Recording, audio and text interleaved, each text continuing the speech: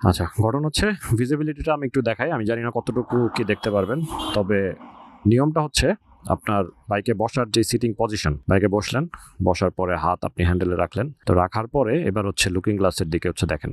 Looking গ্লাসের যে মাপটা হবে সেটা হচ্ছে বেসিক্যালি আপনার কোনোই তা থাকবে হচ্ছে লুকিং গ্লাসের মাঝ বরাবর, এবং এই যে দেখেন আমার কোণের যে মাপটা এই মাঝ বরাবর আছে, এবং লুকিং গ্লাসের 4 ভাগের এই টোটাল 1, 2, 3, 4 ভাগের 1 ভাগে, ঠিক আছে, কোণের মাঝখানে থাকবে মানে 1/4 ভাগে থাকবে হচ্ছে একটা। সেম রাইট হ্যান্ডেডটা হচ্ছে যদি মাপ ধরি আমি একটু উপরে উঠবে, 1/4 ভাগ। তো এই হচ্ছে বেসিক্যালি হচ্ছে লুকিং গ্লাসের মাপ, এবং আমি আপনাদের বোঝার স্বার্থে হচ্ছে একটা ছবি দিয়ে দিব। ছবিটা দেখলে আপনারা একটা মাপের আইডিয়া পেয়ে যাবেন।